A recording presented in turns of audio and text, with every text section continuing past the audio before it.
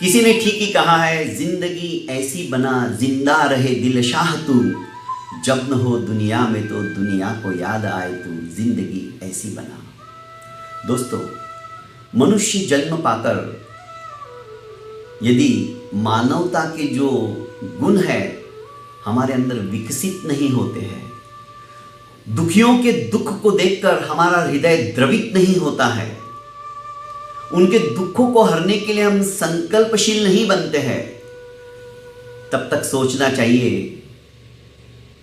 कि हमारा जीवन सार्थक नहीं हो पाया है। जीवन को सफल एवं सार्थक बनाने के लिए दोस्तों अच्छे अच्छे कार्य करते चले जाओ।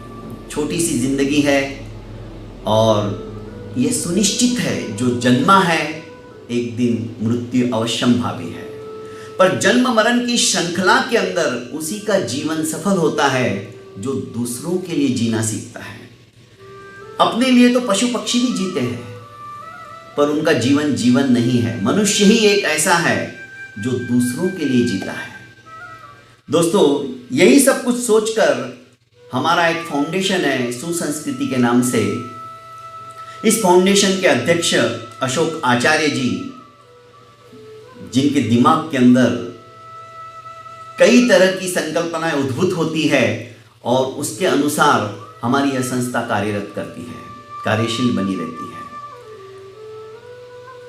इस संस्था ने एक मुट्ठी अनाज योजना, जो कि किसी को भी एक मुट्ठी अनाज देना दुभर नहीं लगता है, दुष्कर नहीं लगता है, सुगमता से सहजता से कोई भी दे सकता है, पर ये थोड़ा थोड़ा इकट्ठा करके हम कई संस्थाओं को अपनी शक्ति के अनुसार देने का प्रयास करते हैं। सबसे पहले हम आनंद ग्राम इन्फेंट इंडिया से जुड़े, जिसको कि दत्ता बारगजे एवं संध्याताई इस संस्था का संचालन करते हैं।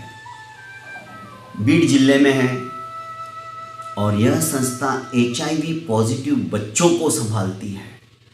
दोस्तों, इन दोनों दंपत्ति को सैल्यूट करता हूं, इतना आसान नहीं है। दोस्त समाज से उपेक्षित है। अरे, शमशान घाट के अंदर भी यदि कोई पॉजिटिव बच्चा एक्सपायर हो जाता है, काल कलवित हो जाता है, तो उनको जलाने तक नहीं देते। कई संघर्षों के बाद में आज ये संस्था एक अच्छा कार्य कर रही है, समाज के लिए एक प्रेरणा का स्थान है। सचमुच में ऐसी संस्थाओं तक आप स्वयं पहुंचो और देखो वो किस तरह से कार्यरत है, और यथेच्छ आप भी सहयोग करो। दूसरी संस्था हमने देखी दोस्तों, शांतिवन। यहां पर दीपक नागरगोजे,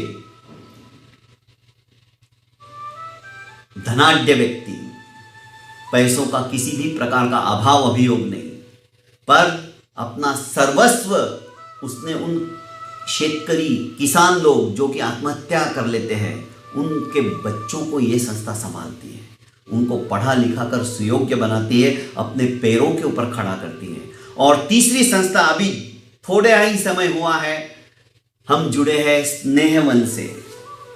स्नेहवन ये पुणे के पास है। विप्रो के अंदर IT इंजीनियर 35 वर्ष का सिर्फ यह बंदा रूरल एरिया के जो आदिवासी बच्चे हैं जो पढ़ना चाहते हैं, पर पैसा नहीं होने के कारण से अपने सपनों को उनको दफनाना पड़ता है, अपने सपनों को साकार नहीं कर पाते हैं, तो यह व्यक्ति उनको अपने यहाँ लाता है, अपने छोटी सी जगह में रखता है, स्वयं पढ़ाता है और उनको सुयोग्य बनाता है। दोस्तों, ऐसे ऐसे समाज के अंदर व्यक्ति है जो कि हमें प्रेरणा देते हैं। और यही सब कुछ सोचकर एक मुट्ठी अनाज योजना की संकल्पना हमने की, क्योंकि एक मुट्ठी अनाज योजना दोस्तों कोई भी कर सकता है, कोई भी दे सकता है, हंसते हंसते दे सकता है। और जो दान देने की वृत्ति है हमारी, उसको बरकरार रखने के लिए ही इस योजना की संकल्पना तैयार हुई है।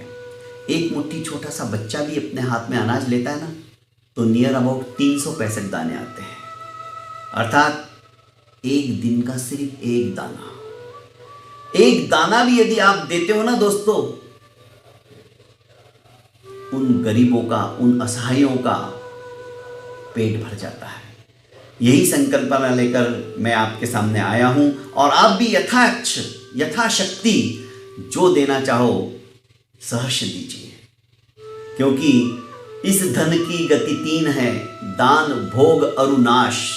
दान भोग जो ना किए तो सुनिश्चित है विनाश। दोस्तों, पाया है तो देकर चले जाइए, क्योंकि एक दाना भी यदि हमने खेत के अंदर बोते हैं ना तो हजारों दाने हमें प्राप्त हो जाते हैं। मिटा दे अपनी हस्ती को गर कुछ मर्तबा चाहे, कि दाना खाक में मिलके गुले गुलजार होता है। तो दोस्तों, मुक्त हस्त से दान दीजिए। सुनिए।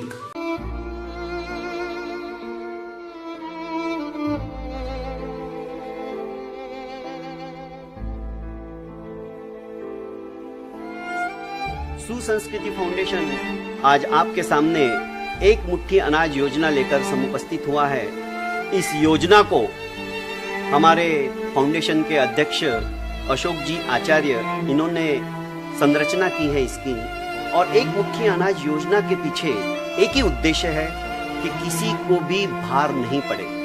गरीब से गरीब आदमी भी एक मुट्ठी अनाज हमें दे सकता है, और नियर अबाउट छोटा बच्चा भी यदि एक मुट्ठी अनाज लेता है अपने हाथों में तो उसमें 365 दाने आते हैं। बस यही सोचकर आप अनाज नहीं दे सकते हो तो कम से कम आप प्रतिदिन का मुझे 1 रुपया दीजिए।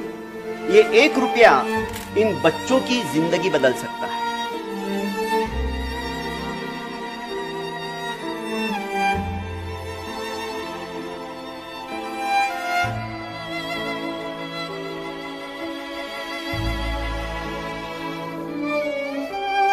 रोज का सिर्फ 1 रुपया अर्थात साल भर के 365 रुपए इन विविध संस्थाओं के अनाथ बच्चों की जिंदगी बदल सकता है। किसी को अच्छा खाना, अच्छी पढ़ाई और अच्छा ट्रीटमेंट प्रदान कर सकता है।